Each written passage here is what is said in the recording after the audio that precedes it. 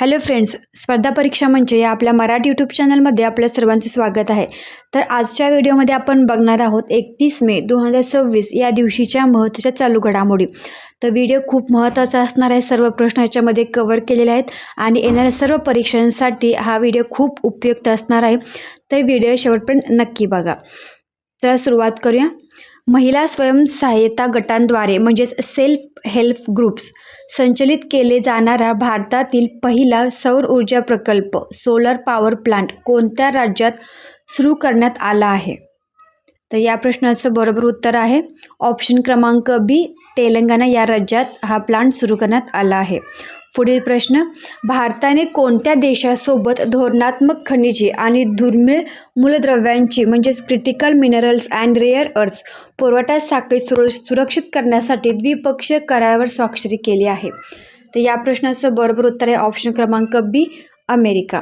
पुढील प्रश्न, जल जीवन मिशन अंतर्गत 100% ग्रामीण कुटुंबांना पाईपद्वारे शुद्ध पाणी पुरवून देशातील पहिले हर घर जल प्रमाणित राज्य बनण्याचा बहुमान कोणत्या राज्याने मिळवला आहे? तर या प्रश्नाचं बरोबर उत्तर आहे ऑप्शन क्रमांक बी, गोवा. पुढील प्रश्न, राष्ट्रपती द्रौपदी मुर्मू यांनी कोणत्या राज्याच्या पोलीस दलाला अधिकृतपणे प्रतिष्ठित राष्ट्रपती पोलीस कलर म्हणजेच प्रेसिडेंट्स पोलीस कलर पुरस्काराने सन्मानित केले आहे? तर सिक्कीम पोलीस. ऑप्शन क्रमांक बी, सिक्कीम पोलीस ह्या प्रश्नाचं बरोबर उत्तर आहे. याच्याविषयीचे की पॉईंट्स बघूयात.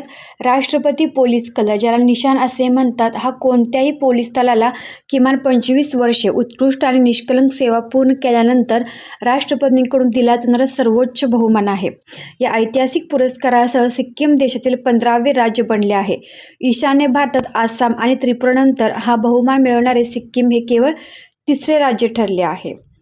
तर बघूयात पुढील प्रश्न, संयुक्त राष्ट्रांच्या म्हणजेच युनायटेड नेशन्सच्या शांती मोहिमेदरम्यान कर्तव्यावर असताना सर्वोच्च बलिदान देणारे भारतीय सैनिक नाईब सुभेदार सुजित कुमार प्रधान यांना मरणोत्तर कोणत्या प्रतिष्ठित पुरस्काराने सन्मानित केले जाणार आहे?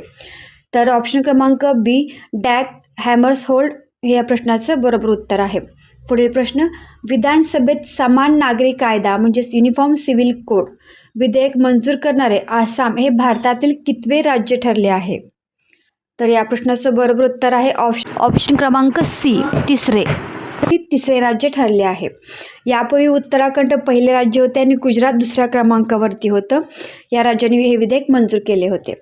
पुढील प्रश्न, जर्मनीतील म्युनिक येथे आयोजित ISSF वर्ल्ड कप 2026 मध्ये महिलांच्या 25 मीटर पिस्तूल प्रकारात कोणत्या भारतीय नेमबाजाने सुवर्ण पदक जिंकले आहे? तर ऑप्शन क्रमांक बी, ईशा सिंग हे या प्रश्नाचं बरोबर उत्तर आहे. GI टॅग्ड मिळालेल्या आपल्या खास अननस प्रजातीसाठी एकात्मिक मूल्य साखळी परिसंस्था विकसित करण्यासाठी नुकतेच कोणत्या राज्य सरकारने मिशन क्वीन पायनॅपल सुरू केले आहे?